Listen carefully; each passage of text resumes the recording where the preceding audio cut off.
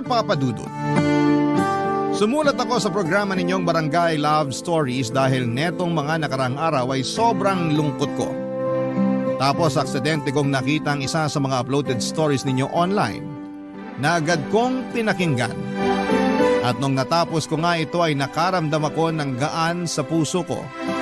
Lalo na masasabi kong inspirational talaga yung tema ng naturang kwento. Doon na nagsimula ang pakikinig ko sa programa ninyo tapos ay naisip ko na what if ako naman ang sumulat para humingi ng payo sa mga kabarangay natin, Papa Dudut. Pero bago ko simulan ang pagkukwento ay magpapakilala muna ako sa inyo. Ako po si John David pero tawagin niyo na lamang po ako sa pangalang JD. 32 years old at nagtatrabaho bilang accountant sa isang private company sa Makati. Matangkad din ako, almost 6-footer, mestizo at gwapo. Dahil sa physical kong katangian, mataas talaga ang tiwala at kumpiyansa ko sa sarili ko. Yun din ang dahilan kung bakit naging habulin ako ng mga kababaihan. Wala ano magagawa ko kung pinanganak akong magandang lalaki? Pero syempre aminado rin akong chick boy lalo na noong hindi ko pa nakikilala yung babaeng nagpatibok sa puso ko. Isang araw, inimbitahan ako ng best friend ko na magpunta sa party ng family nila kung saan ay 70th birthday celebration ng lola nila. Dito ko nakilala si Clarice na girlfriend ng isa sa mga cousin ng kaibigan ko. Maganda siya, sexy at may pagkasingkit. Malakas din ang datingan niya pero at the same time ay hindi siya yung mga tipo ko. Palibasa ay meron na rin akong ibang babaeng tinitingnan sa party na pinuntahan ko pero malabo ko siyang makausap. Kaya naman nagpunta na lamang ako sa cocktail section ng party hall para kumuha ng inumin. At nagkataon naman na nandun din si Clarice na agad napansin ang mga tinginan ko sa babaeng type ko, Papa Dudut.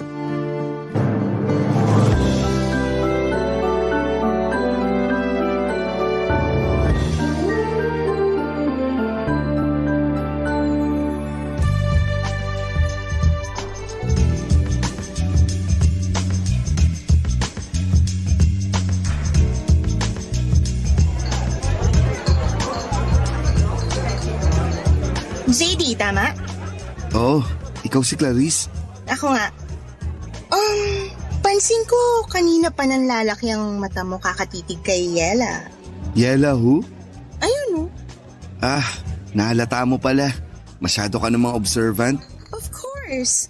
Simula kasi nang ipakilala ka sa akin ng boyfriend ko kanina. Hindi ka na nawala sa isip ko.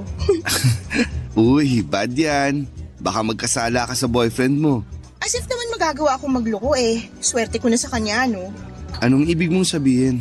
Sabi na kayo talagang mga lalaki yung totoong chismosa. Ikaw naman? Na-curious lang since nabanggit mo na. Kaya sabihin mo na. Siyempre, napaka-gentleman niya. Kung tratuhin niya ako, malayong malayo dun sa ex-boyfriend ko na kulang na lang gawing punching bag mukha ko dahil sa hilig manuntok. Dati niya yata ang pangarap maging professional boxer tapos ako yung ginawang sparring mate. Aray, abusado pala yung ex mo. Buti na lang hiniwalayan mo na siya.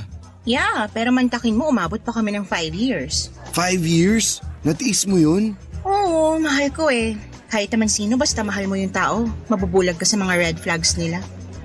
Basta ako. Pinakamatagal ko ng relasyon, 3 buwan. Talaga? Relasyon ba tawag doon or what?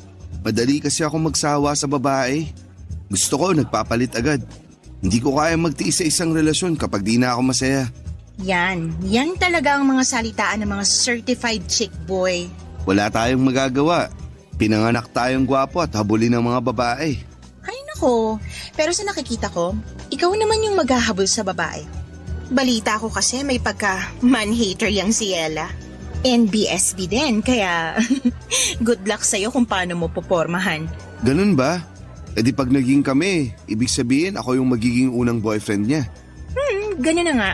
Naniniwala naman ako makukuha ako loob niya kasi lahat ng babae nahuhulog sa akin. Tingnan mo ikaw, Na-attract ka nga sa akin, di ba? Huwag mo nga sabihin yan, baka may makarinig sa'yo. Ikaw ang may sabi. Nasimula nung ipakilala ka sa akin ng boyfriend mo. Di na ako maalis sa isip mo. Kanina yun, hindi na ngayon. Mahal ko yata boyfriend ko, no? Whatever you say. Basta, sinasabi ko sa'yo. Liligawan ko at mapapasagot ko yung si Ella. Good luck ulit, pero ano bang nakita mo sa kanya? Don't get me wrong, maganda naman siya, pero ang baduy pumorma. Sabi ng boyfriend ko, ganyan na raw si Ella kahit ng mga bata pa sila. Mahinhin, dalagang Pilipina. Yun nga yung nagustuhan ko sa kanya eh. Kasi karamihan sa mga babaeng nakikilala ko, nagpapakita agad ng motibo sa akin. Kumbaga, sunggab ng sunggab agad. Pero si Ella, kakaiba sa lahat. Kaya nakuha niya talaga atensyon ko. Excited na ako kung paano mo mababali ang sumpa ng pagiging NBSB ni Ella. Kaya nga tulungan mo ako. Anong gusto mong gawin ko? Kunin mo number niya para sa akin. Sure, hihingin ko sa boyfriend ko.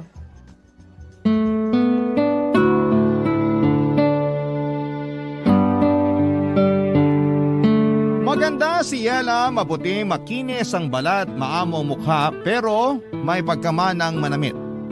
Masyado kasing balot na para bang anytime ay mamanyakin siya ng mga kalalakihan kaya ganon yung defense mechanism niya. Pero kitang-kita ko pa rin ang kaseksihan niya dahil pasimple ko siyang tinitingnan ng mga panahong yon. Nakuha niya kasi ang atensyon ko at swerte dahil binigay din sa akin ni Clarice ang contact number niya na nakuha nito sa boyfriend niya. Natawa pa nga ako nung chinir niya ako na galingan ko ang panliligaw kay Yela Papadudut. Sa isip ko ay challenge na mapasagot ko si Yela dahil sanay ako na ako ang nililigawan at pinapasagot ng mga kababaihan. Pero iba pala talaga sa pakiramdam kapag tinamaan ka na ng pana ni Cupido. At nangyari nga yon ng unang beses kong makita si Yela. Pagkatapos ng party agad kong tinext ang number niya. Pero ang tagal niya bago mag-reply. Siguro inabot pa ng kinabukasan mga bandang hapon. Akala ko tuloy ay pinagtripan lang ako ni Clarice kaya maling number ang ibinigay niya sa akin. Pero nung i-text ko ulit doon si Yela ay halos lumabas ang puso ko sa aking dibdib dahil sa excitement at kaba nang mag-reply na siya. Natawa pa nga ako kasi para siyang jejemong mag-text. Una niyang tinanong kung sino ako at doon ako nagpakilala sa kanya. Akala ko ay walang magiging progreso ang pag-uusap namin dahil ang tagal na naman ulit bago niya ako nireplyan. Buti na lang at hindi ako sumuko hanggang sa nagtuloy-tuloy na ang pag-uusap namin. Makalipas ang 2 linggo ay nag-decide kaming magkitang dalawa, Papadudut.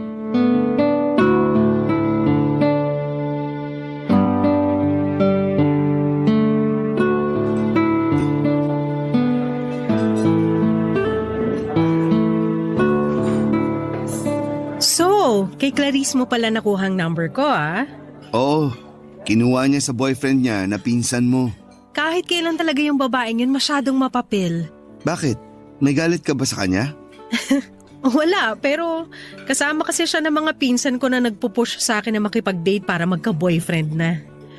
Excited na raw kasi sila na may ipakilala ko sa pamilya namin. Kahit si Lola, suportado sila. Wala naman sigurong masama sa kagustuhan nilang yun para sa'yo, right? Wala nga. Ako lang siguro yung ayaw. Na-mention ni Clarice na may pagka-man-hater ka raw. Totoo ba yun? What? No, OA talaga ng babaeng yun. Pero baka kaya niya nasabi kasi nga NBSB pa rin ako. Tsaka yung huling nang ligaw sa akin na lalaki inireject ko agad para hindi na niya ipagpatuloy. Bakit? Hindi ka pa ba ready? Siguro, pero more on wala akong tiwala sa mga lalaki. Huwag ka sanang ma-offend May feeling ako na parang iba ka naman sa kanila. Normally, hindi talaga ako sumasama sa kahit na anong invite ng kung sinong lalaki pero eto tayo ngayon. Pumayag ako mag-usap tayo sa text at magkita ngayon. Hindi naman ako na-offend pero pwede bang malaman yung rason mo? Kasi karamihan sa mga lalaki manloloko. Yung kasing ginawa ng husband ng ate ko sa kanya. Biruin mo, may 2 na silang anak tapos 6 na taon na rin silang kasal. Hindi pa kasama dun yung 4 na taon nilang mag-boyfriend-girlfriend kaya bali 10 taon na sila magkarelasyon. Tapos pinagpalit lang siya sa ibang babae nung mokong na yon na nakilala lang niya doon nung last na nagbakasyon kami sa Boracay. Ay, grabe yung iyak ng ate ko. Kasi pinili talaga nung husband niya yung babaeng yon kesa sa kanila ng mga anak niya. Mali nga yung husband ng ate mo kasi hinayaan niyang masira yung pamilya nila. Pero di naman lahat ng lalaki katulad niya, Yela. Hindi ko naman nila lahat pero kasi... Ay, nung nakaraan lang, yung pinsan naming babae nag-share ng problema sa akin. Close kami nun kaya ako agad yung takbuhan kapag may problema. Lalo na pag nagkakalabuan sila ng boyfriend niya. Same problem sa ate ko. Iniwan din siya at pinagpalit sa iba pero ang malupit, binuntis pa siya. Grabe! Awang-awa ko dun sa pinsan ko, para ko na yung kapatid. Hindi nyo na ba nahabol yung lalaki? Paano namin nahabulin? Bigla na lang naglaho na parang bula. Bakit ganyan kayo mga lalaki, ha? Bakit madali sa inyong iwanan at ipagpalit yung mga asawa at girlfriend nyo sa ibang babae? Kahit bagong kilala nyo pa lang. Sandali. Bakit parang kinorner mo naman ako sa tanong mong yan? Sagutin mo na lang, total lalaki ka naman. Gusto ko lang maintindihan kung ano yung tumatakbo sa isip nyo. Hindi naman ako magsasalita para sa karamihan ng mga lalaki. Kasi magkakaiba naman kaming tao. Sa bagay, bakit mo nga ba naisip na tanungin ka? Sa lagay parang sinabi ko na rin na katulad mo yung mga manlolokong yun. Hindi ka naman siguro manloloko, no? Siyempre hindi. Nirerespeto ko yung mga babae. Dahil may mga kapatid din akong babae. At higit sa lahat, takot ako sa karma. Sakaling magloko ako sa magiging girlfriend ko.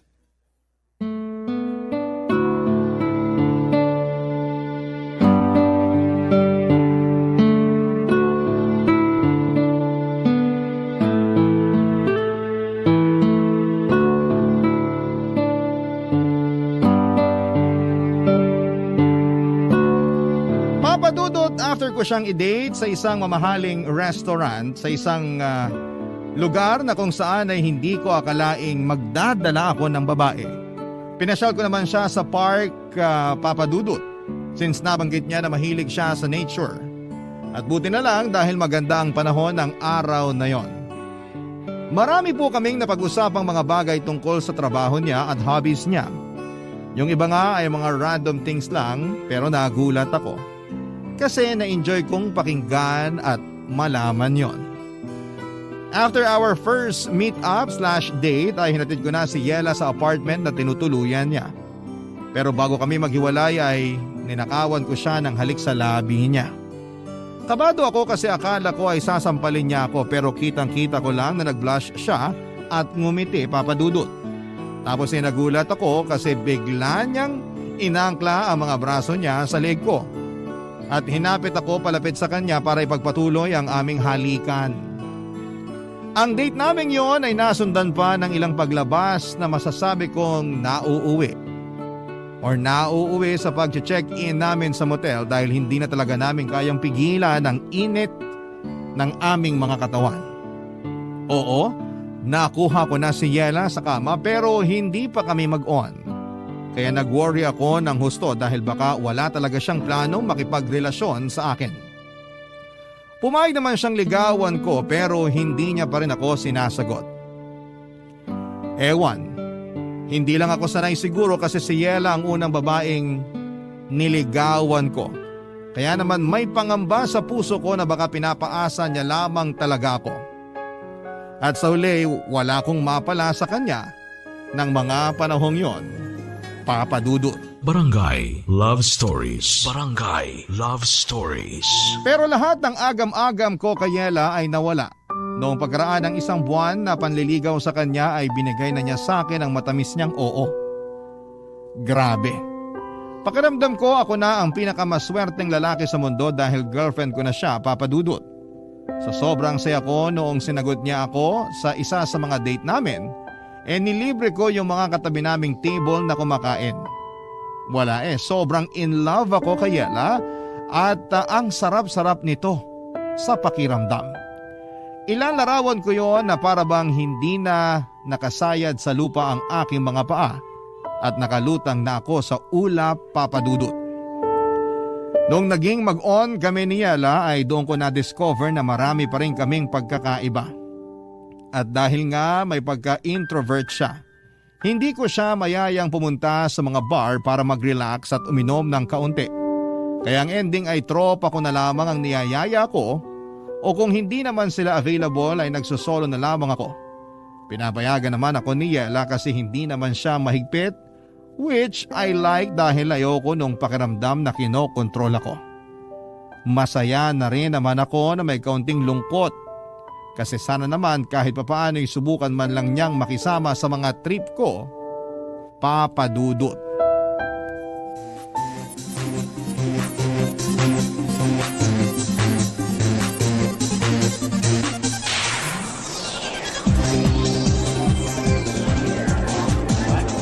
Long time no see, JD.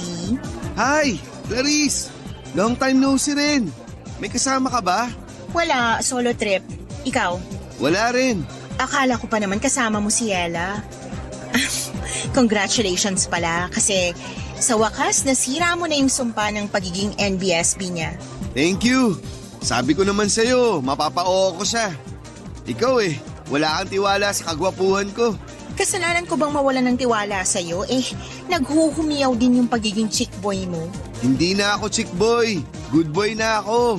Nax, pwede ba yun? Ang alam ko kasi once na chick boy ka na, forever chick boy ka na. Masyado ka namang judgmental. Okay, pero bakit mag-isa ka lang ngayon dito? At dito pa talaga sa bar? Kasi ayaw naman sumama ni Ella. Hindi raw siya mahilig sa ganitong klase ng lugar. Maingay, tapos magulo. At di rin kasi umiinom yun. Pero alam naman niya na nandito ako. Kanina lang, kausap ko nga siya bago kita nakita Uy, updated yan. Malapit na tuloy ako maniwala na nagpapaka-good boy ka na talaga. Siyempre, mahal ko si Ella Kaya lang, Kaya lang ano? kasi ang dami-dami naming pagkakaiba. Lalo na sa hobbies. Nakakatampo lang kasi. Di man lang niya magawang mag-adjust para sa akin. Katulad na lang nung pagsama niya rito sa bar para mag-chill. Last time, sinamahan ko siya sa pottery lesson niya. Kahit na di ko gustong napuputikan yung mga kamay ko. Basta makita ko lang siyang masaya. Masaya na rin ako. Tapos kamakailan lang din, sinamahan ko siya dun sa one-day workshop tungkol sa flower arrangement. Uy, maganda yon. Hindi ka ba nag-enjoy? Hindi, kasi panay ang bahin ko. Allergic ako sa mga bulaklak.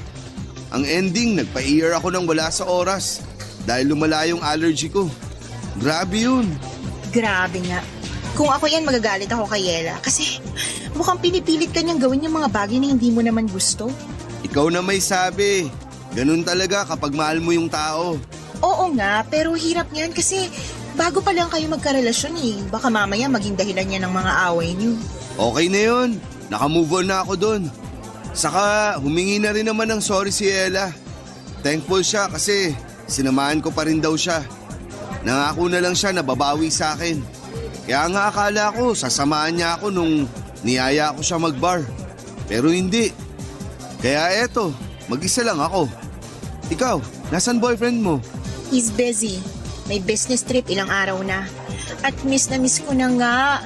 Kaya lang ano magagawa ko? Karibal ko yata doon, hindi ibang babae kundi trabaho niya. Wala talagang perfect na relasyon, no? Kasi kahit gaano pa natin kamahal yung mga jowa natin, may pagkukulang pa rin sila sa atin. Totoo rin naman kasi may tampo rin ako sa boyfriend ko. Hindi niya kasi ako pinagbigyan kahit bago man lang siya umalis. Isipin mo 2 linggo ko pa siya bago ulit makita. Tapos lagi pa siyang busy sa work. Pagbigyan? Sa kama. Kaya dinadaan ko na lang sa pag-inom Cheers para sa atin na nagsisolo trip tonight. Ah, yeah. Cheers! Gosh, ang sarap kahit na ang pait. Gusto ko pa ng isa. Sure ka? Baka malasing ka agad yan, ha? Nandiyan ka naman Di mo naman ako pababayaan, diba? Oo naman. Akong bahala sa'yo. Lasing na lasing si Clarice pero nagtira ako ng pang-uwi namin. Ako ang nag-asikaso sa kanya at plano kong isakay na lang siya ng taxi. Pero hinatak ako ni Clarice sa loob ng naturang taxi na pinara ko para sa kanya at pilit na pinapasama ako. Kaya wala na akong nagawa pa. Naisip kong i-check-in na lamang siya sa isang motel para doon magpalipas ng gabi. Tapos ay iiwanan ko na siya doon at uuwi na. Pero dahil sa kalasingan at init ng katawan ay hindi ko napigilan ang sarili ko na mahumaling kay Clarice. Nagsimula lang yon sa paghawak at halikan hanggang sa may nangyari na sa aming dalawa. Nakailang rounds din kami bago kami nakatulog sa sobrang pagod. Kinabukasan ay hiyang-hiya kami sa mga sarili namin nang nahimasmasa na kami.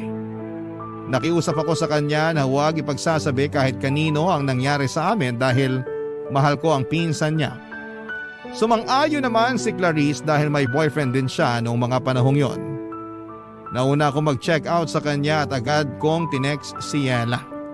Dumaan ako sa coffee shop at binili yung paborito niyang kape. Sunod kong pinuntahan ay yung pinakamasarap na cake and pastry shop na kinakainan namin. At bumili din ako doon na kasama kong dinala sa kanya. Gulat na gulat pa nga ang girlfriend ko nang sumulpot ako sa tapat ng apartment niya kasi hindi niya inakala na pupunta talaga ako, Papa Dudut. Pinapasok naman ako ni Yela at pinagsaluhan namin yung dala kong coffee at cake. Tuwang-tuwa siya kaya masaya na rin ako. Pero kinakain pa rin po ako ng konsensya ko dahil sa panluloko sa kanya at sa girlfriend pa talaga ng pinsan niya. Pero wala akong planong aminin lahat ng yon kay Yela, Papa Dudut. Kaya nga para mawala na yung konsensyang nararamdaman ko, mas lalo kong pinaramdam sa kanya na mahal ko siya. At pagkalipas nga ng isa pang buwan ay niyaya ko na siyang magpakasal. Umoo naman si Yela at simpleng garden wedding yung nangyari. Invited pa nga si Clarice at grabe ang kaba ko. Pero nairaos naman ang seremonya ng kasal namin ni Yela nang walang nangyayaring gulo. O baka masyado lang akong praning, pero hindi niyo naman ako masisisi, Papa Dudut. Fast forward. Tumira kami ni Yela sa 2-story na bahay na matagal ko nang binili. Tuluyan ko nang kinalimutan yung kasalanan ko sa kanya at sinabi ko sa sarili ko na magsisimula na kami ng bagong buhay. Kaya lang sa loob ng 3 buwan namin bilang mag-asawa ay sinubo kami ng kapalaran, Papa Dudut.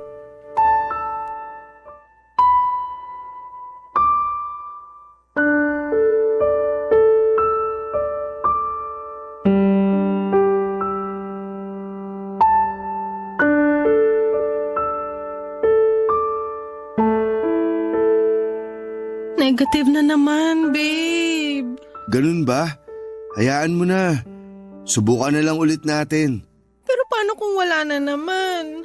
Paano kung negative na naman yung resulta? Hindi ko alam pero umasa na lang tayo na baka makabuo na rin tayo, babe. Pero pagod na akong umasa para lang mabigo na naman. Hindi na tayo bumabata. Gusto ko na magka-baby tayo, babe. Ikaw ba ayaw mo pa? Siyempre gusto ko pero kung hindi pa binibigay sa atin, anong magagawa natin? So ganun na lang yun? Anong ganun na lang yun? Gusto mo na tanggapin na lang natin na hindi na tayo magkakaanak? Ganun ba? Wala akong sinasabing ganyan, Yela. Sa tono mo kasi parang okay lang sa'yo na hanggang ngayon wala pa rin tayong baby. Eh ano ang gagawin ko? Sige nga, sabihin mo yung gagawin ko at gagawin ko. Bakit mo ako sinisigawan? Ikaw kasi, para kang bata kung umasal. Ako pa pala yung parang bata umasal eh. Masisisi mo ba ako? Ginagawa naman natin yung lahat pero parang wala pa rin. Bakit ganon? Bakit yung iba ang dali lang sa kanila magka-baby? Pero bakit tayo hirap na hirap? Ano bang mali sa katawan ko? Nakakainis naman. Babe, makinig ka, okay? Makinig ka sa akin, please. Titigan mo ako sa mga mata, Yela. Nakikinig ako sa'yo. Ikaw na ang may sabi. Ginagawa naman natin ang lahat. Kaya nga tiyagain lang natin. Sundin natin yung sinabi ng doktor na gagawin para makabuo tayo. Tapos ipagdasal din natin. Kasi Naniniwala ako na kapag pinagdasal natin yung bagay na gustong gusto natin, ibibigay sa atin yun ng Diyos. Ayoko lang na iwanan mo ko pag hindi kita nabigyan ng anak. Bakit ko naman gagawin yun? Hindi ko lang mapigilang matakot. Hindi ko gagawin yun sa'yo. Hindi kita iiwanan dahil lang di mo pa ako mabigyan ng anak. Di ba? Nangako tayo sa harap ng Diyos na aalagaan natin ang isa't isa, na mananatili tayo sa tabi ng isa't isa sa hirap at ginhawa. Kaya bakit ko naman sisirain yung sumpaan natin yun? Sige nga. Pasensya na kung masyado lang akong praning. Ayoko lang masira yung pamilya natin lalo na nagsisimula pa lang tayo. Hindi masisira ang pamilya natin kahit naabutin pa tayo ng ilang dekada na mag-asawa. At kung kalooban ng Diyos na hindi tayo magkaanak, di pa rin kita iiwan, babe. Mahal na mahal kita. Ikaw yung babaeng pinili kong makasama habang buhay. Kaya tutuparin ko yung pinangako ko sa'yo nung kasal natin. Mahal na mahal din kita. At ikaw din yung lalaking gusto kong makasama habang buhay. Kaya salamat, babe. Kasi napanatag na yung kalooban ko. Mabuti naman. Halika nga, yakapin kita. Huwag mo na munang isipin na wala pa rin tayong baby hanggang ngayon, ha? Buo naman yung pamilya natin, kahit wala tayong anak. Saka malay mo, binibigyan lang tayo ni God ng mahaba-habang time para masolo ang isa't isa bago tayo maging ganap na magulang. Kaya huwag ka na masyadong mag-alala. Sana nga ganun lang yun. Sana nga pansamantala lang yung hindi natin pagkakaroon ng baby. Kasi ready na naman tayo maging magulang kaya sana pagkalooban na tayo. Basta, wag lang tayong tumigil sa pagdadasal. Naniniwala ako na nakikinig siya sa atin. Hindi lang si Yela ang frustrated ng mga panahong yon dahil ako rin, Papa Dudut. Gustong gusto ko na rin kasi na magka-baby lalo pa't hindi na ako bumabata pa. I'm already 31 that moment at yung ibang batchmate ko ay may 2 o 3 anak na. Malaki rin ang pagsisisi ko kasi sana noon pa lamang ay nakilala ko na si Yela para maaga kaming nakapagsimula ng pamilya. Tapos kung kailan pwede na ay saka naman kami hindi magka-baby. Sa kabila ng lahat ay alam kong mas matindi yung lungkot na nararamdaman ng misis ko dahil hindi niya ako mabigyan ng anak. Kaya nga imbes na sisihin siya sa bagay na hindi rin naman niya kontrolado, inunawa ko siya ng husto, inalagaan at minahal, Papa Dudut. Sa kabila ng paulit-ulit naming pagkabigo na magkaanak ay hindi pa rin kami sumuko ni Yela.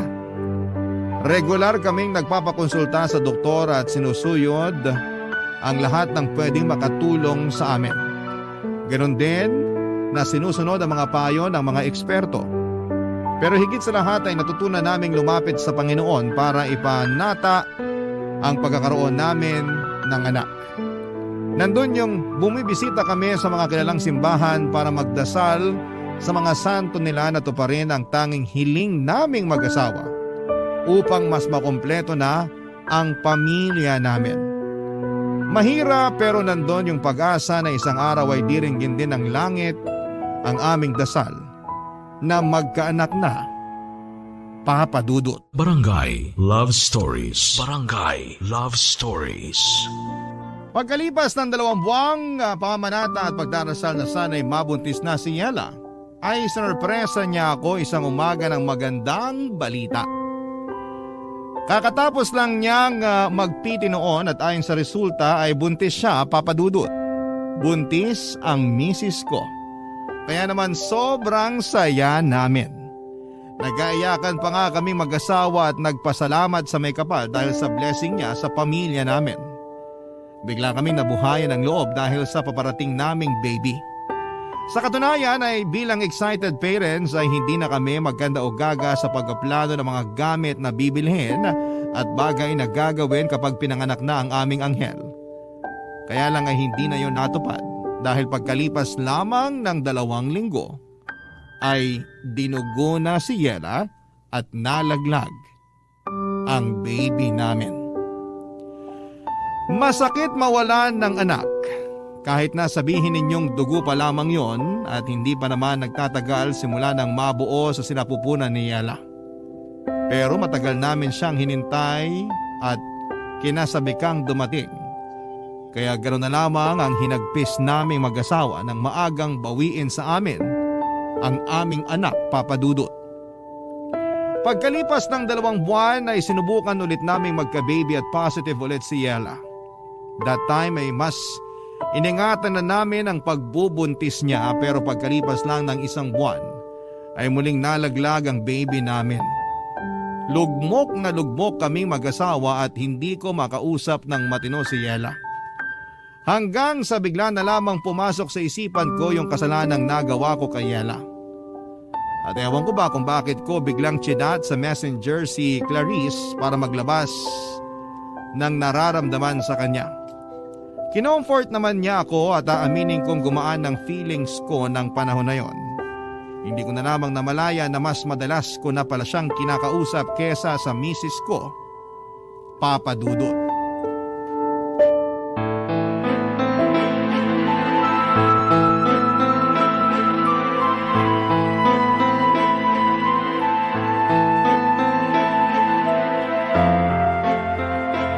Hayop ka, JD! Ano to? Ano to? Yela, ano ba? Bakit mo binato sa akin yung cellphone mo? Nakuha mo pa magtanong? Galing mo rin umarteng inosente, tulang ginagawang kademonyo, ano? Hindi ko alam yung sinasabi mo. Ikaw tong masyadong mainit dyan. Nananahimik lang ako rito tapos nambabato ka bigla dyan. Bakit di mo tignan yung cellphone bago mo depensahan yung kasinungalingan mo?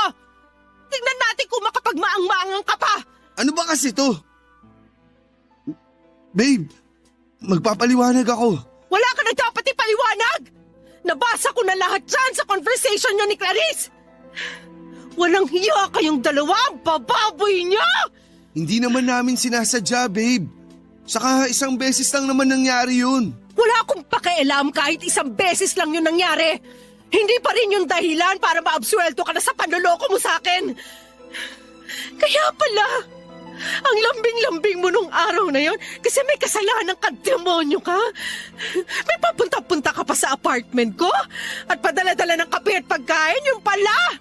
Gusto mo lang linisin yung konsensya mo. Kasama rin ba sa plano may pakasalan ako? Pinakasalan kita kasi mahal kita, babe. Huwag mo nga ako tawagin, babe. Nasusuka ako sa pagbumuka mo. Makinig ka kasi muna sa akin. Sige, bibigyan kita ng 1 minuto para magsalita. Sabihin mo na lahat ng gusto mong sabihin. Siguraduhin mo lang na makukumbinsi mo ako sa mga idadahilan mo dahil kung hindi, ewan ko na lang. Please, Yela. Huwag mo akong iwan.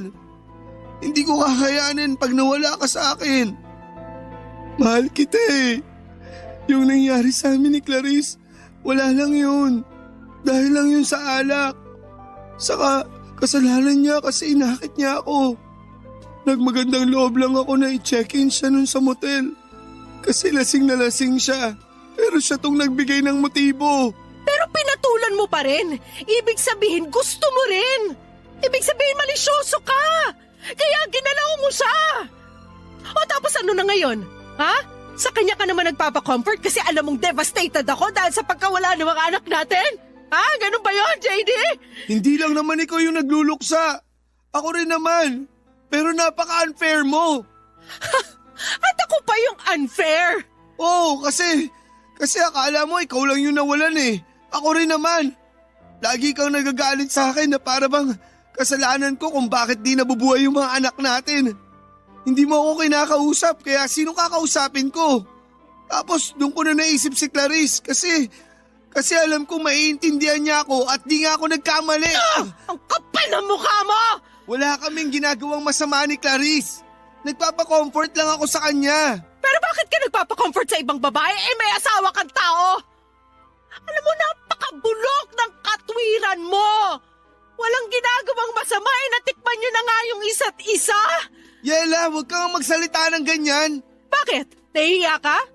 Aba, dapat lang na mahiya ka kasi nakakahiya naman talaga yung ginawa nyo. Nakakadiri kayo. Nasusuka ako sa inyo. Galit na galit sa akin si Yela nang malaman ang panluloko ko sa kanya nung hindi pa kami kasal.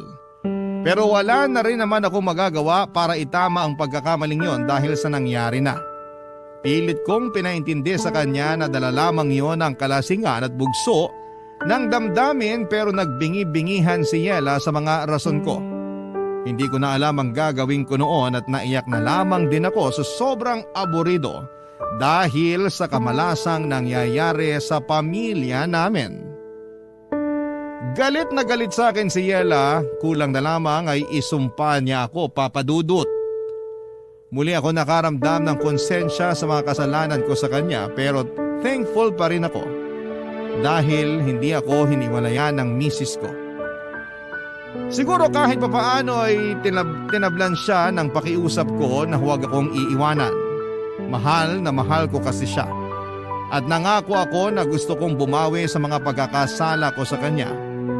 At kahit na hindi naman siya sumagot o sumang-ayon, ramdam ko na binigyan pa rin niya ako ng pagkakataon. Kaya ginawa ko talagang lahat para suyuin siya. Kahit kasal na kami, niligawan ko ulit si Yela. Pinaramdam ko sa kanya na siya lang ang babaeng gusto ko at mamahalin sa panghabang buhay. Na siya lang ang pinakamaganda at natatangi sa lahat. Pero ewan ko ba kung bakit parang lagi niyang binabaliwala yung mga efforts ko. Lagi niyang pinaparamdam sa akin na hindi ko makukuha ang loob niya kahit na anong gawin ko. Doon ako nakaramdam ng frustration kasi ang unfair niya para sa akin, Papa Dudut.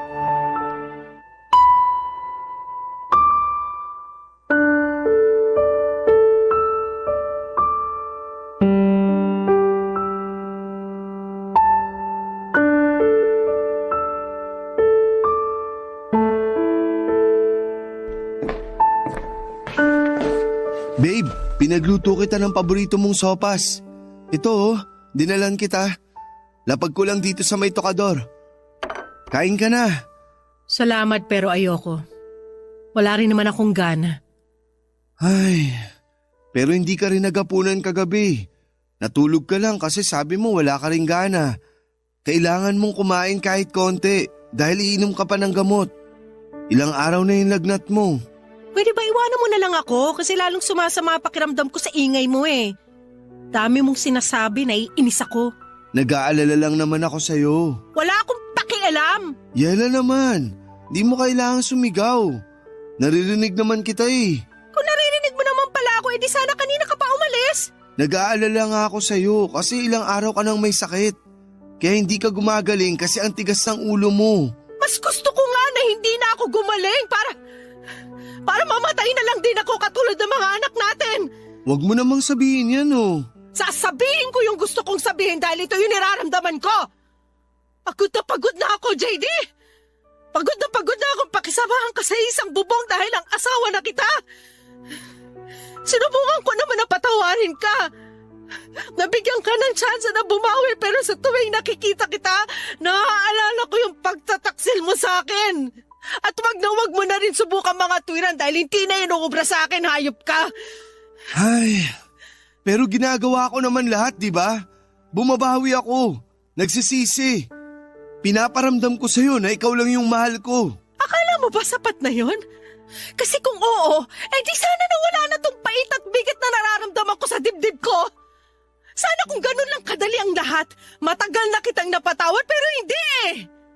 Hindi nga ako makahinga ngayon dahil sa matinding galit kaya pwede ba? Lumayas ka na sa harap ko! Hindi ko kailangan ng pag-aalala mo! Please, Yela. Hayaan mo lang akong gawin yung tungkulin ko bilang asawa mo. Hayaan mo akong alagaan ka. Sige na. Kumain ka na para makainom ka na ng gamot. Sabi ayoko niyan! Bakit mo ginawa yun? Nag-aaksaya ka ng pagkain. Ikaw kasi kulit mo eh! Sinabi ayoko ng sopas mo, pinagpipilitan mo pa! Tsaka nung malay ko kung nilagyan mo pala yan ng lason para matuluyan na ako. Nang sa ganon, kayo na ni Carissy magsama. Walang ganun. Masyado ka lang praning. Masisisi mo ba ako? Kasalanan mo kung bakit ako nagkakaganito. Kaya magtiis ka! Kasi ito na yung ganti ko sa'yo! Sisiguraduhin kong ikaw ang susuko sa ating dalawa dahil hindi na mangyayari na babalik tayo sa dati! Wala kang dapat na sisihin kundi sarili mo! Kaya linisin mo na yung kalat at umalis ka na sa harapan ko! Wala akong nagawa ng mga panahong yon kundi ang sundin ang gusto ni Yela. Niligpit ko yung natapong sopas at nagkalat na bubog ng mangkok bago siya iniwang nakahiga at umiiyak sa kwarto namin. At kahit na anong pakiusap at pagpapaamo ko sa kanya, Papa Dudut, ay paulit-ulit niya rin akong pinagtatabuyan. Hindi ko na po alam ang gagawin ko. Lugmok na lugmok ako kasi nagbago na ng tuluyan ang babaeng pinakamamahal ko. Pero sa kabila ng lahat ay hindi pa rin ako tumigil na mag-effort para mapatunayan kay Yela na nagsisisi na ako sa mga nagawa ko sa kanya, Papa Dudut. Mahal na mahal ko si Yela at ayokong masira ang pamilya namin dahil lang sa mga kasalanan ko sa nakaraan. Kaya lang napapagod din naman ako. Napapatanong ako sa sarili ko kung tama ba ang trato sa akin ni Yela o masyado na siyang nagiging unfair. Para sa akin ay hindi ko deserve na tiisin ng ganito katagal, lalo pat humingi naman ako ng tawad at pilit na nagbabagong buhay na. Sana po ay mapayuhan ako ng mga kabarangay natin sa problemang pinagdadaanan ko, Papa Dudut. Hanggang dito na lamang po ang sulat ko and thank you in advance. Sakali pong mapili po ninyong i-ere ang aking kwento. God bless and more power sa Barangay Love Stories. Ang inyong forever kapuso at kabarangay, JD. Dear Papa Dudut, hindi raw matatawag na pamilya ang nakatira sa isang bahay kung hindi sila binubuo ng tatay, nanay at mga anak. Ayun nga lang ay hindi lahat ay binigyan ng kakayahan na magkaanak. Hindi lahat ng mag-asawa ay maswerteng nabibigyan ng pagkakataon na magkaroon ng masayang pamilya. Papa Dudut, tawagin niyo na lamang po ako sa pangalang Alma, 41 years old at nakatira dito sa Makati. Nagtatrabaho ko noon sa bangko kung saan ko nakilala ang asawa kong si Oscar. Siya rin ang dahilan kung paano ko na-discover ang inyong programa na Barangay Love Stories. Dahil ito raw ang paborito niyang programa sa Barangay LS 97.1. Manager siya noon sa bangko at isa naman akong accountant. Nagsimula kami bilang isang mabuting magkaibigan dahil siya halos ang nag-train sa akin noong bago pa lamang ako. Nagsimula rin kasi siya sa pagiging accountant bago na-promote bilang manager. Marami din kaming napagkakasunduan nung magkaibigan pa lamang kami ni Oscar. Pati nga pagdating sa pagkain ng maanghang, parehas din kami ng hilig ni Oscar. Kaya naging madalas noon ang tuksuhan sa opisina sa aming dalawa. Tuksuhan na nauwi sa relasyon at masayang pagsasama bilang mag-asawa.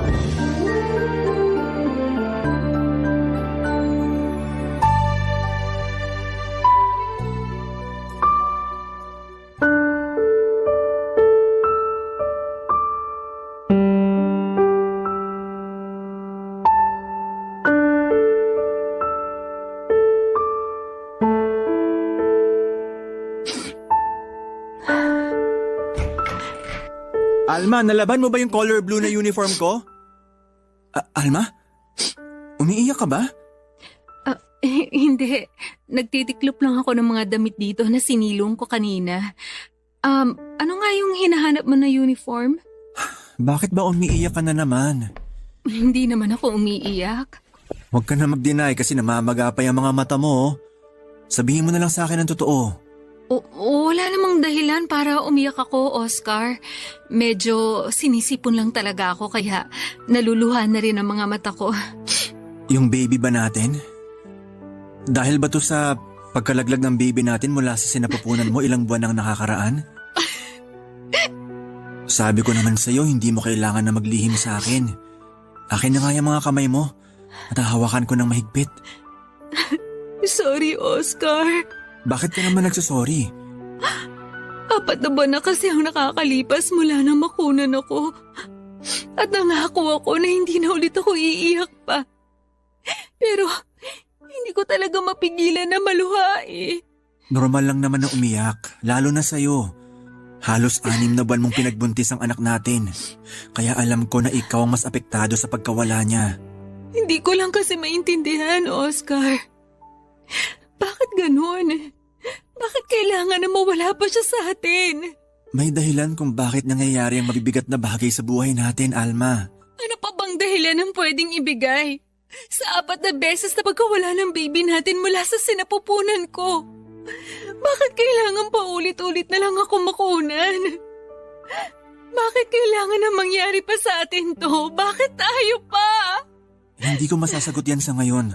Pero sigurado ako na may tamang panahon para makuha natin ang mga kasagutan sa mga tanong mo.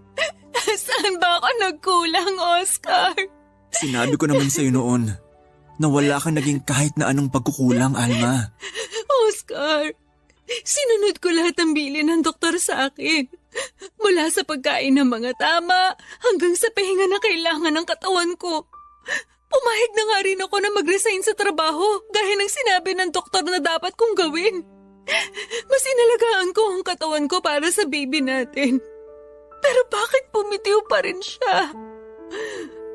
Bakit nawala pa rin ang anak natin? Baka hindi pa raw tayo handa para magkaroon ng anak. Kaya hindi pa siya binibigay sa atin. Ano pa bang kailangan nating gawin?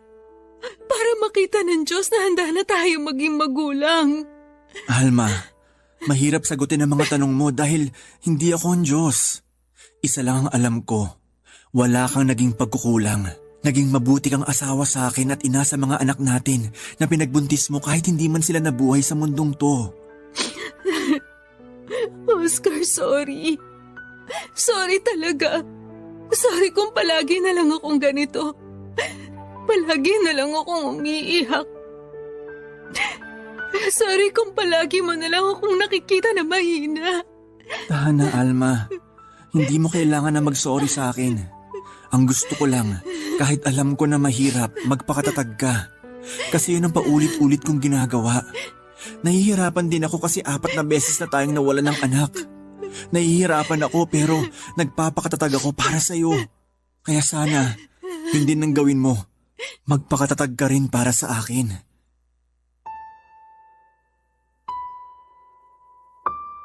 Papa Dudut, walang perpektong tao at wala ring perpektong relasyon. Pero lahat ay ginawa namin pareho ni Oscar para talagang magkaroon kami ng maayos na pagsasama.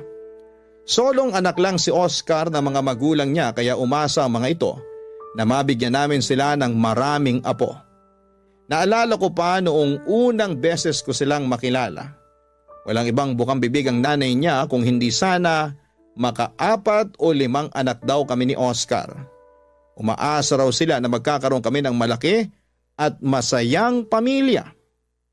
Nang mga panahon na yon ay hindi pa kami kasal ni Oscar. At batid ko sa sarili ko na may problema ako sa matres ko. Irregular kasi ang period ko at college pa lamang na-diagnose na ako na may PCOS.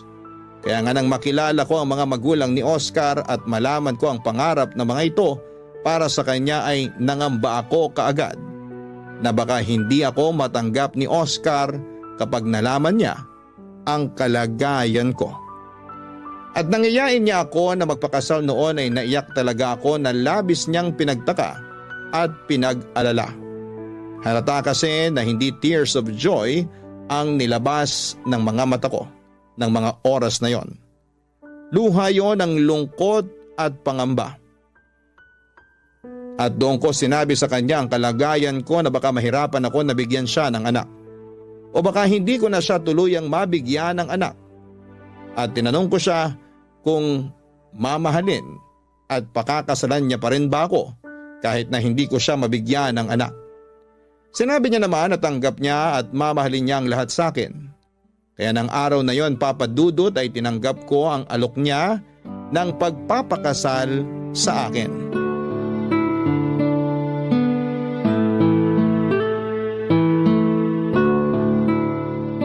Alma, ang sarap nitong niluto mong sinigang ah. Talaga? Sakto lang ba ang lasa ng sabaw at pagkakaluto ko sa karne ng baboy? Saktong-sakto lang ang lahat. Kita mo nga oh. Pangatlong bulos ko na ng kanin tong nasa plato ko ngayon. Ganyan ka naman talaga kumain kapag sinigang ang ulam. Kasi paborito mo yan. Pero iba talagang pagkakaluto mo ngayon. Sobrang sarap talaga. Namiss mo lang yung sinigang ko. Nako, siguro nga. Kung pwede nga lang, gabi-gabi sana ito lang ang ulam natin eh. Hoy, hindi naman pwede yun.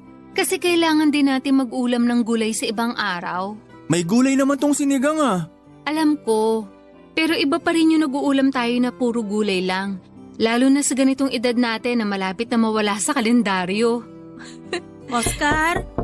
Alma? Sino yung kumakatok? Gising pa ba At kayo? ganitong oras pa talaga? Oscar? Parang boses nga ni Jenny yun na Alma? dati nating katrabaho.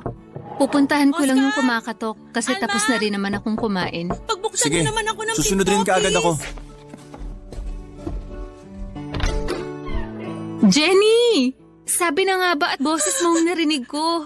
Alma! Alma, salamat. Pinagbuksan mo ako ng pinto. Teka, bakit ka umiiyak? Tsaka, bakit may dala kang malaking bag? May pasa ka pa sa pisngi at braso mo, oh. Pasensya na talaga sa abala. Pero wala na kasi kung alam na pwedeng mapuntahan. Ayos lang, Jenny. Halika, pumasok ka nga muna. Salamat. Maupo ka muna sa sofa. Sige. Ano ba nangyari? Sabihin mo sa akin. Si Edward kasi.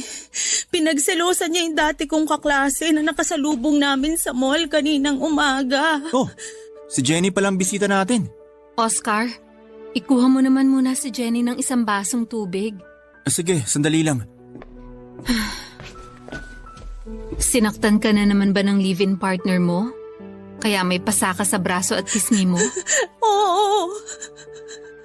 Ayaw niya kasing maniwala na wala naman kaming naging relasyon nung dati kong kaklase.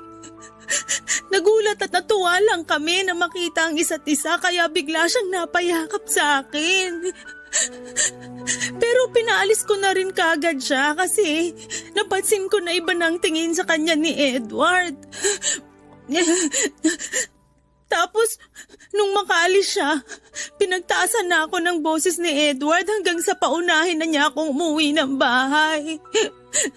Nung makauwi naman si Edward, lasing na siya. At doon na niya ako sinimulang sigawan at saktan. Eto na ang tubig, Jenny. Uminom ka muna. Salamat, Oscar. Grabe talaga yung si Edward. Sabi ko naman sa'yo, hiwalayan mo na yung lalaki na yan eh. Kasi hindi naman to ang unang beses na sinaktan ka niya. Mabuti na lang at walang nangyaring masama sa pinagbubuntis mo, Jenny. Kaya nga pinilit ko na talagang makaalis sa bahay na yon. Nung huminto siya sa pananakit sa akin kanina at lumabas ng bahay, kinuha ko kaagad yung mga importanteng gamit ko at nilagay ko dito sa bag. Hindi na ako nagdalawang isip pa na iwan siya dahil baka yung pinagbubuntis ko naman ang mapahamak ng dahil sa kanya. Sa wakas, natauhan ka rin na iwanan ng walang hiyang lalaki na yon. Ang laki na ng tiyan mo, oh. Parang ilang buwan na lang manganganak ka na, pero sinasaktan ka pa rin ng hayop na yon. Alma, Oscar, alam kong nakakahiya pero pwede bang dito muna ako sa bahay niyo kahit ilang araw o linggo lang? Wala kasi akong alam na pwedeng puntahan dito sa Maynila. Nasa Davao kasi yung mga kamag-anak ko. Oo naman, Jenny. Parang kapatid na kita kaya welcome ka dito sa bahay namin ni Oscar.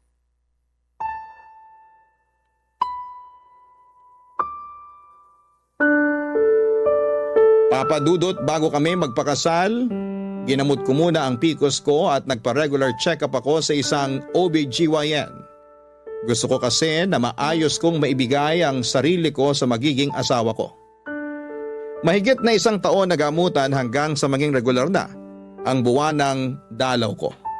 At sabi ng doktora ko noon na mas naging maayos na raw ang matres ko. Kaya naman nang magpakasal kami ni Oscar ay medyo buo na ang loob ko na mabibigyan ko na siya ng anak.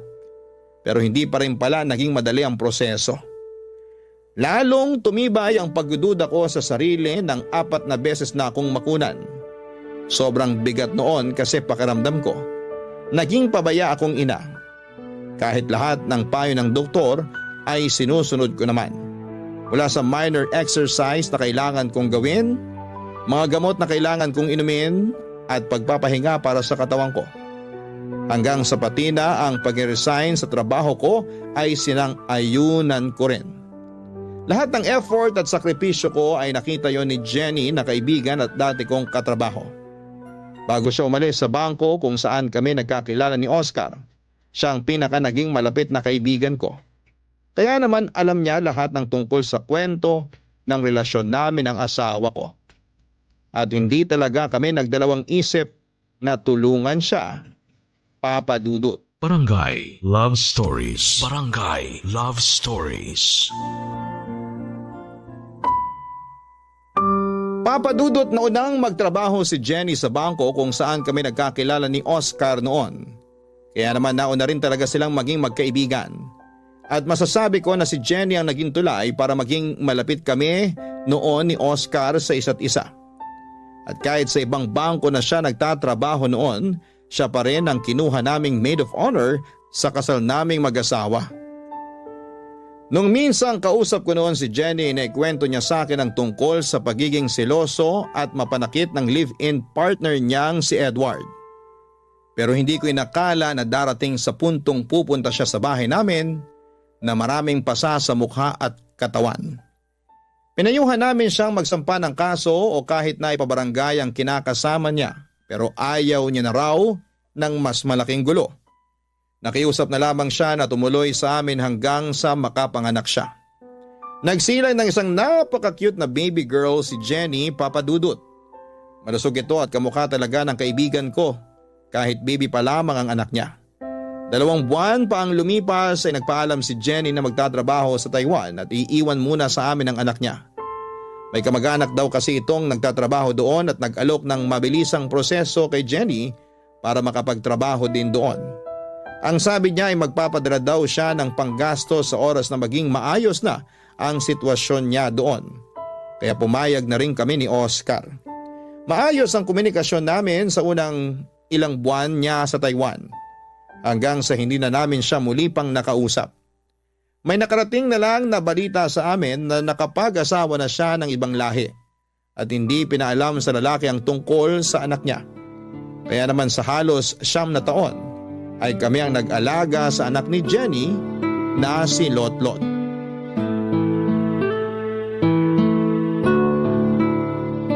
Sakto na itong pagkakaluto ko dito sa mga turon na to. Para sa merienda ni na Lotlot at Oscar mamaya. Pauwi na rin siguro ang mga yon. Ipagtitimpla ko na nga sila ng kape at gatas para kapartner nitong merienda nila. Nay! Nakauwi na po kami ni Tatay! Mabuti naman at nandito na kayo sa bahay. Mukhang saktong uwi namin kasi nakahanda na dito sa lamesang merienda namin. Tama ka dyan. Kaya umupo na kayo dyan sa harap ng lamesa para sabay-sabay na tayong makapagmerienda. Wow! Turon! Saging na may langka ang laman ng turon na yan, Lotlot. Alam ko kasi na yun ang paborito mo. Opo, Nay. Thank you po. Walang anuman, anak. Oh, kumain ka na. Sige po, Nay. Kumusta naman ba ang mga grades ni Lotlot, Oscar? Ito ang card ng grades niya sa iba't ibang subject. Matataas lahat ang nakuha niya. Patingin nga ako. Aba, matataas nga tong grades mo, Lotlot. Siyempre po kasi lagi po ako nag-aaral. Kung nandun ka lang kanina, ikaw yung bubulungan ng teacher niya na si Lotlot daw ang pinakapaborito niyang estudyante sa klase niya. Pabulong niya lang sinabi kasi baka raw marinig ng ibang magulang na nandun sa classroom. Pero ilang beses niya talagang binida ang pagiging tahimik pero bibo ng anak natin. Ang galing naman talaga ng anak namin. Sobrang nakaka-proud. Ginagawa ko po yun para lagi kayong proud sa akin ni Tatay. Palagi naman kaming proud sa iyo, anak. Pero sayang talaga at hindi ako ang kumuha ng card mo kanina. Ang sakit kasi talaga ng puson ko dahil unang araw ng dalaw ko ngayon. Mabuti na lang at pinayagan na mag-leave sa trabaho ang tatay mo ngayon. Aliw na aliw nga po si Tatay sa classroom namin kanina eh. Talaga? Opo. Kasi may mga kaklase ako na tatay din nila yung kumuha ng card nila. Yung mga tatay po nila yung kakwentuhan ni tatay kanina. Nakakatuwa lang kasi akala ko talaga ako lang ang lalaking pupunta doon kanina. Marami-rami rin pala kami. Aba, marunong ka na rin makipagkwentuhan sa iba mga magulang ha? Nawala na talaga ang pagiging tahimik mo, Oscar. Mababait din kasi yung mga nakilala ko doon. Kaya napakwento talaga ako. Kumusta na palang pakiramdam mo ngayon? Mas maayos na kaysa kanina. Hindi na ba masyadong masakit ang puson mo? Hindi na kasing sakit nung kagaya kaninang umaga. Magpahinga ka na lang ulit mamaya. Ako na lang ang magluluto ng pagkain natin para sa hapunan. Hindi na, ayos lang ako. Kaya ko namang mag-asikaso ng hapunan mamaya. Hayaan mo nang ako ang gumawa nun at magpahinga ka na lang muna. Tama po si tatay, Nay. Tutulungan ko po siya kaya huwag niyo na pong alalahanin ng pag-aasikaso ng hapunan. Magpahinga na lang po kayo at sisiguraduhin ko na masarap ang ulam na iluluto namin ni tatay. Di ba po, tay? Siyempre naman anak. Lalo na kapag katulong kita sa pagluluto mamaya. Wala naman po akong assignment ngayon eh. Kaya tutulungan ko po talaga kayo. Ipagluluto po natin si nanay ng masarap na hapunan. Ay, naku talaga tong anak ko. Napakalambing kahit kailan. Pahyakap nga ako. Papadudod, sinubukan namin na kontakin ang ilang kakilala ni Oscar na nagtrabaho din sa Taiwan. 2 taon na noon si Lotlot at gusto lang naming malaman kung ayos lang ba ang kalagayan ni Jenny. May isang pinsan doon si Oscar na nakausap namin sa Facebook at pinakita namin ang picture ni Jenny. At kinumpirma niyang yun nga raw. Ang nakita niya na naglalakad sa loob ng isang mall kasama ng isang lalaki na ibang lahi. Nakita niya rin na malaki na ang tiyan ni Jenny at halatang nagdadalang tao ito. Nakiusap kami sa pinsan ni Oscar na sa susunod na makita si Jenny, magpakilala siya na pinsan ng asawa ko at tanungin kung anong plano sa anak niyang si Lotlot. Muli raw nag-cruise ang landas nila sa isang lugar sa Taiwan at ginawa niya ang pakiusap namin. Wala raw noong kasama si Jenny kaya nagawa itong kausapin ng pinsan ni Oscar. Nagsorry raw si Jenny sa pinsan ng asawa ko at sinabing wag raw sanang sasabihin sa asawa nito ang tungkol kay Lotlot. Dahil hindi raw alam ng asawa ni Jenny na may anak na siya. Sinabi rin daw ni Jenny na sa amin na lamang daw si Lotlot dahil baka hindi ito matanggap ng asawa niya. Nasaktan kami noon para kay Lotlot. Kaya naman mula noon ay mas tinuring na talaga namin na parang tunay na anak si Lotlot.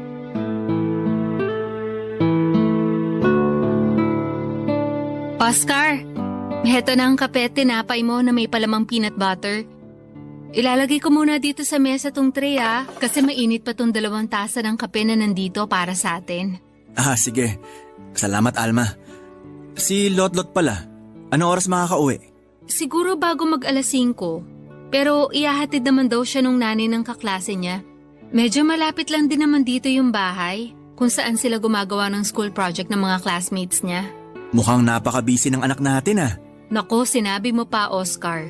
Minsan nga nang sinilip ko yan sa kwarto niya na madaling araw, nakita ko na nakahiga na siya sa kama niya. Malalim na ang tulog pero may hawak pa na libro. Sinabi ko na sa kanya noon na iwasan ang pagbabasa ng libro habang nakahiga Pero talagang dinadala niya hanggang sa kama niya ang pagre-review niya. Malapit na rin kasing exam nila, di ba? Oo, sa susunod na linggo na. Gusto niya kasi na mas mataas pa ang makuha niyang grade sa last grading period nila. Kaya grabe talaga siya mag-aral. Baka naman maabuso niya masyado ang katawan niya. Sinabi ko naman na okay na yung grades na nakuha niya nung nakaraan. Hindi niya na kailangan na mas taasan pang lahat ng yon. Pinaalala ko na yan sa kanya. Ang sabi ko, wag siya masyado magpupuyat kasi ayaw natin na magkasakit naman siya. Makulit lang talaga yung anak natin at gusto na mas galingan pa sa klase nila. Pero wag kang mag-alala. Palagi ko naman sine-check ang oras ng pagtulog niya Minsan lang kapag nagigising siya ng madaling araw, inaaral niya ulit ang huling libro na huling binasa niya. Yun ang kwento niya sa akin na minsan mag-usisa ako kung bakit may hawak siyang libro habang nakahiga sa kama niya at malalim na ang tulog. Mukhang kailangan ko na mag-isip ng regalo para sa darating na recognition day niya. Alam mo ba na dapat sasabihin ko na sa'yo yan? Kasi sigurado ako na maraming medalya na naman ang isasabit natin sa kanya. Pero hindi naman mahilig sa material na bagay si Lotlot eh. Baka mag-request lang siya na mamasyal tayo, manood ng sine at kumain sa labas. Tama ka dyan. Kasi dun pa lang sobrang saya na ng Alma? anak natin. Oscar, Boses ni Jenny nandyan yun ba kayo? Anong masamang hangin na nagdala sa kanya dito Alma? sa bahay natin? Pagkatapos Oscar? ng 9 na taon. Sasamahan na kitang pagbuksan siya ng pinto. Mabuti pa nga. Kasi baka hindi ko mapigilan ng sarili ko at kung ano pa Oscar? masabi ko sa kanya. Alma! Nandyan ba kayo? Kasi... Ay, mabuti naman at nandito kayo ngayon sa bahay nyo. Anong kailangan mo? Ayan kagad talaga ang tanong? Hindi ba pwedeng kumustahin mo muna ako, Alma? Ang lakas naman ng loob mo na sabihin sa harap namin yan. Ikaw ba? Nagawa mo bang kumustahin kami o si Lotlot sa loob ng 9 na taon? Kaya nga nandito ako ngayon, di ba? Dahil sa anak ko. Anak mo na kami ang nagpalaki at kinilala bilang mga magulang niya. Kasi yung tunay na nanay niya, nawala ng pakialam sa kanya. Alam ko naman ang naging pagkakamali ko.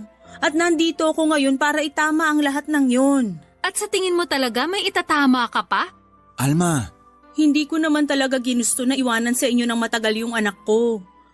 Kinailangan ko lang talaga ng oras para aminin sa asawa ko yung tungkol sa kanya. Pero ngayon, tanggap na niya ang lahat sa akin kaya pwede ko nang kunin ang anak ko. Ay teka! Wow! Ganun na lang yon ha? Alma, kumalma ka muna. Jenny, hindi mo pwedeng basta kunin na lang sa amin ang bata. At bakit hindi? Kahit pagbali-balik ta rin yung mundo, ako pa rin ang nanay niya. Magkano bang kailangan nyo, ha?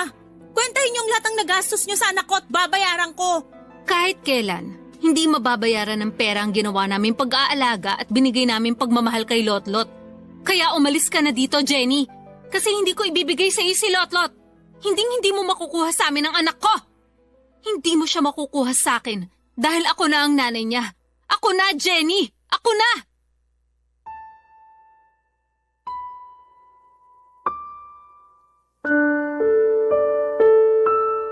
Papadudot mula ng unang beses kong mabuhat si Lotlot noong baby pa lamang siya. Parang nabuhay ang pagiging pusong nanay ko. Alam kong hindi ko siya anak pero nang mga oras na yon, pakiramdam ko ay para sa akin siya. Kaya nga ako talaga ang unang pumayag nang sabihin ni Jenny na sa amin muna ang anak niya habang nagtatrabaho siya sa malayo. Alam ko na mali kasi na hindi naman niya kami kamag-anak pero may parte sa sarili ko noon. Ang humihiling na sana ay hindi na muli pang balikan ni Jenny ang anak niya. Kaya naman nang makarating sa amin ang balita mula sa pinsan ni Oscar na tinatago pala ni Jenny sa asawa niya na may anak siya. May sama ako ng loob pero medyo natuwa din ako. Kasi pakiramdam ko, doon na natupad ang pangarap ko na magkaroon kami ng anak ng asawa ko. Hindi man ako nagluwal kay Lotlot at hindi man namin siya kadugo ay tunay na anak naman ang turing namin sa kanya ng asawa ko. Kaya sabi ko sa sarili ko na ipaglalaban ko ang karapatan ko sa kanya sa abot ng makakaya ko. Barangay Love Stories. Barangay Love Stories. Papadudot alam ng anak-anakan ko na si Lotlot na hindi kami ang tunay niyang mga magulang. Nasa grade 3 siya noon nang umuwi siya ng bahay na umiiyak at tinatanong sa amin kung totoong ampon lang daw ba siya. May mga nambubuli daw kasi sa kanya sa school at sinasabi na hindi namin siya anak. Hindi kagad ako nakasagot pati na ang asawa kong si Oscar at saglit pa kaming nagkatinginan. Bigla namang yumakap si Lotlot at sinabi niya na kahit totoo ang sinasabi ng mga kaklase niya na hindi kami ang tunay niyang mga magulang ay hindi mapapalitan ng kahit na sinong tao ang pagmamahal niya para sa amin. Doon namin inamin ang totoo sa kanya, Papadudot. Pero sinabi lang namin na nasa malayo ang tunay na nanay niya at nagtatrabaho. Hindi kami nagsalita ng kahit na anong masama tungkol kay Jenny dahil ayaw namin magtanim ng sama ng loob sa kanya si Lotlot. Kaya naman nang minsan pang pumunta si Jenny sa bahay namin at nakita niya si Lotlot, hindi na ito nagulat nang magpakilala si Jenny na nanay nito. Pinakita kasi namin sa bata noon ang mga litrato namin ni Jenny kaya alam nito ang itsura niya. ng araw na yon ay may kasama ng barangay tanod si Jenny para kunin ang anak niya. Nagbanta pa ito na magdedemanda sa oras na hindi pa namin ibigay ang bata sa kanya. Kaya naman sa kabila ng malakas na pag-iyak ni Lotlot ay binigay na namin siya ni Oscar sa tunay na nanay niya. Papadudot dinala siya ni Jenny sa probinsya nila sa Davao kasama ang asawa nito at 2 nilang anak. Nung unay nakakapag-text at nakakatawag pa sa amin si Lotlot hanggang sa tuluyan na kaming mawala ng komunikasyon sa kanya.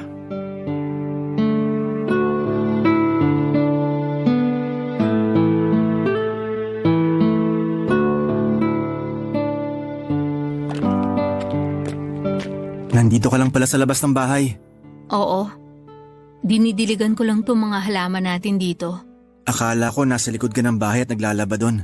Inuna ko na muna ang gawin ng pagdidilig dito kasi medyo maaga pa naman. At saka, konti lang din ang labahin ko kaya mabilis ko rin na matatapos yun.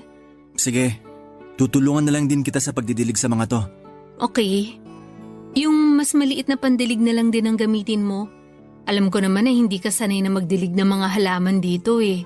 Baka malunod pa sila kapag tabo ang ginamit mo. Hindi rin kasi ako madalas na tumambay dito sa mini garden sa labas ng bahay natin. Oo, kasi ang madalas na kasama ko dito, si Lotlot. Alma. Sorry, Oscar. Alam kong nangako ko na hindi na ako iiyak pero sobrang namimiss ko na kasi ang anak natin. Ako rin naman. Araw-araw kong namimiss si Lotlot. Ang laki ng nagbago sa bahay natin, no? Oo. Kahit ganun pa rin ang itsura, nagbago naman yung sigla. Dahil hindi na natin naririnig ang malalakas na tawa ni Lotlot. Siya lang kasi ang nagbibigay ng sigla at kulay sa bahay at buhay natin. Nang dahil kay Lotlot, naramdaman natin kung paano maging magulang. Kung paano magkaroon ng isang tunay na pamilya. Isang taon na rin pala mula nang malayo siya sa atin. Halos 1 taon na rin natin siyang hindi nakakausap. Alma, sigurado naman tayo na nasa mabuti siyang kalagayan. Kasama niya ang tunay na nanay at mga kapatid niya. Oo, pero sana hayaan din ni Jenny na makita at makasama ulit natin ang bata. Alam niya naman na sobrang napamahala sa atin si Lotlot. Huwag niya sanang ipagdamot yung konting oras na pwede natin makausap ang anak natin. Siguro gusto niya lang na mas makilala siya ni Lotlot bilang nanay nito. Na mas makapag-focus ang bata na makilala siya ng pamilya niya. Hayaan na lang muna natin dahil sigurado ako na magbibigay din siya ng oras na makasama ulit natin si Lotlot. Sana mag-upload na ulit ng bagong picture si Jenny na kasama si Lotlot. Halos ilang buwan na rin kasi mula nang huli siya mag-public post ng picture nila ng family niya. Namimiss ko na makita si Lotlot kahit sa mga picture lang sa Facebook. Alma? Jenny? Anong ginagawa mo dito? Gusto ko sana kayong makausap.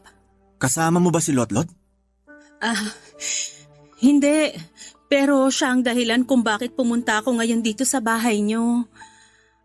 Una sa lahat, gusto ko munang humingi ng tawad para sa mga nagawa at nasabi kong mali sa inyong dalawa. Alam ko naman na hindi ko dapat nilayo sa inyo si Lotlot. Alam ko na sobrang minahal niyo ang anak ko na parang tunay niyo na ring anak. Gusto ko lang talaga na mas mapalapit kagad ang loob niya sa amin kaya umuwi kami ng Davao. Sorry talaga. Sa totoo lang, nasaktan talaga ako sa ginawa mo. Pero pilit kong inintindi ang lahat. Inintindi ko kasi pareho tayong nanay ni Lotlot. Kaya malaki ang pasasalamat ko sa inyong mag-asawa, lalo na sa iyo, Alma. Para sa pag-aalaga at pagmamahal na binigay mo sa anak ko. Lumaki siyang napakabuting bata at walang galit sa akin. Dahil yun daw ang sinabi mo sa kanya. Alam kasi namin na darating ang araw na babalik ka at magpapakilala sa anak mo. Kaya sinabi namin sa kanya na kahit na anong mangyari, huwag siyang magtanim ng sama ng loob sa'yo. Salamat. Salamat talaga sa inyo. Pero Jenny, kasama mo bang lumawas ng Maynila si Lotlot? Pwede ba namin siyang makita o kahit madalaw man lang? Oo, pwede niyo siyang dalawin o puntahan. Nasa Maynila rin siya pero nako-confine siya sa ospital dahil sa sakit niya na bone cancer. Stage 4. Papadudot noong nakakausap pa namin sa text at tawag si Lotlot. Madalas niyang ikwento na napakabait daw ni Jenny sa kanya. Pati na ng asawa nito at 2 anak. Kaya naging panatag ang kalooban namin na nasa mabuti siyang kalagayan. Pero pagkalipas ng 1 buwan ay hindi na ulit nakapag-text o nakatawag si Lotlot sa amin. Nung unay nag-aalala talaga ako dahil wala na akong naging balita pa sa kanya. Nakablock kasi ako sa Facebook ni Jenny. Kaya naman gumawa ako ng dummy account. At nang makita ko sa mga public posts niya, ang mga pamamasyal ni Jenny kasama ang asawa nito, si Lotlot at 2 pang anak ay naging panatag na ang loob ko kahit na papaano. Inisip ko na lamang na ang mahalaga ay masaya si Lotlot kasama ang tunay na nanay niya. Pinilit kong makontento sa mga nakikita ko na public post ni Jenny kasama si Lotlot sa Facebook. Ang hindi ko inaasahan, yung biglang pagdating ni Jenny sa bahay namin para sabihin na may taning na ang buhay ng pinakamamahal namin na si Lotlot.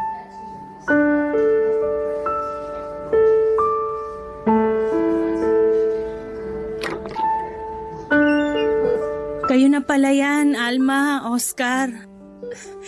Pasok kayo. Salamat. Sorry kung medyo ginabi na kami.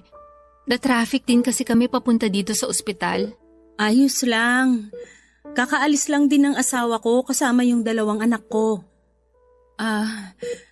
Tulog pa nga pala si Lotlot. Kailan pa pinutol ang binti niya?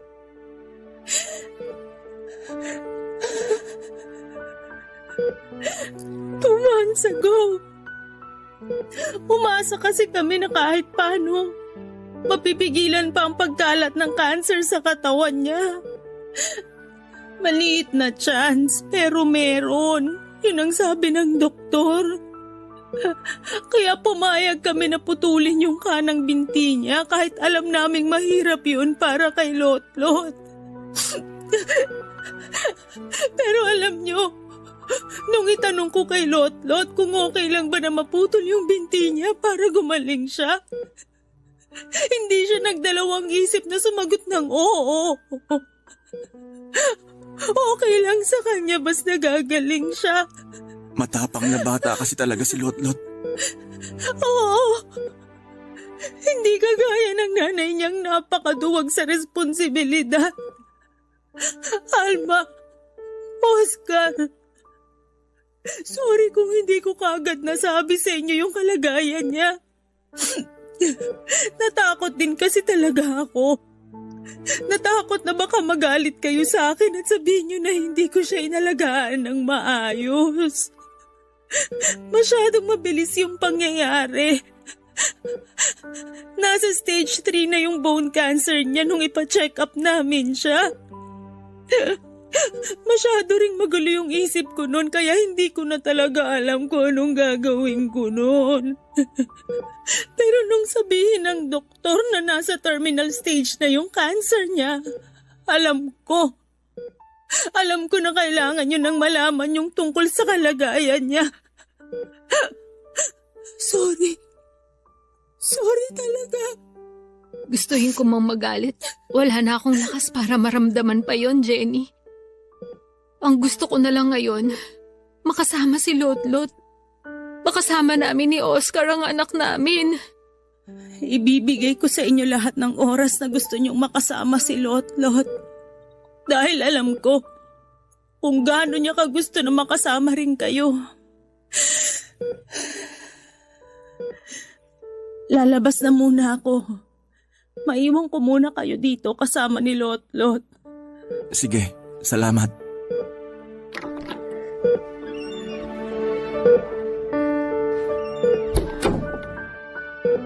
Oscar, ang laki na nang nagbago sa itsura ng anak natin. Sobrang payat na siya. Tsaka ang putla ng mga labi niya. Sana mas maaga ko siyang naalagaan. Sigurado ako na paulit-ulit niya tayong hinahanap noon. Tatay Oscar? Nanay Alma? Kayo po ba yan? Lot, anak. Kami to ng Nanay Alma mo. Nananaginip po ba ulit ako? Anak, hindi to isang panaginip lang. Totoo na nandito kami ng tatay mo sa tabi mo. Kami talaga to, Lot. Eto, hahawakan ko ang kanang kamay mo. Hindi nga po ako nananaginip. Totoo po na nandiyan kayo ni tatay ngayon. Nararamdaman ko po ang higpit ng hawak niyo sa kamay ko at init ng palad niyo, Nay. Sobrang na-miss ko po kayo. Miss na miss ka rin namin. Kung alam mo lang, Lot. Nay, Tay, wala na nga po pala akong kanang binti. Hindi ko na po magagawang makipaglaro ng habulan sa inyo. Ayos lang, anak. Palagi na lang kitang bubuhatin kapag naglalaro tayo. Salamat po talaga kasi tinalaw niyo po ako ngayon dito. Palagi ko po kasing napapanaginipan na kasama ko kayo. Pero ngayon, totoong nandito na po kayo sa tabi ko. At kahit kailan, hindi na kami mawawala ng tatay mo sa tabi mo. Kaya magpalakas ka, Lot. Magpalakas ka para sa amin. Mahal na mahal ko po kayo. Mahal na mahal ka rin namin, anak. Sobra. Kung alam mo lang, napakalaki ng pasasalamat namin sa Diyos kasi binigay ka niya sa amin. Kaya sana patuloy ka magpalakas. Dahil gusto ka pa namin makasama na mas matagal ng tatay mo. Magpalakas ka, anak, ha? Magpalakas ka para kina nanay at tatay.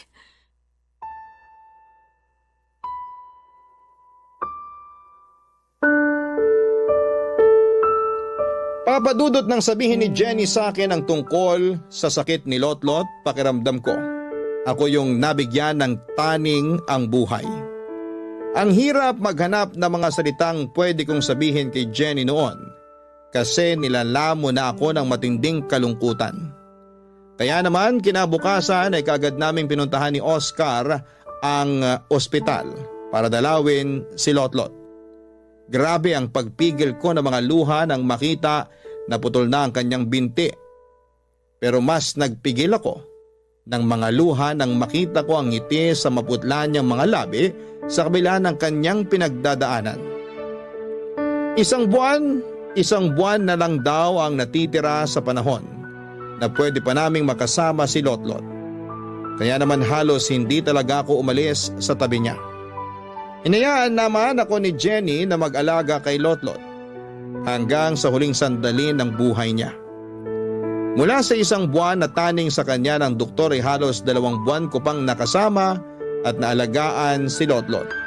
Ang halos 2 buwan ng buhay ko na puno ng saya at pighati ng tuluyan na kaming iwanan ni Lotlot.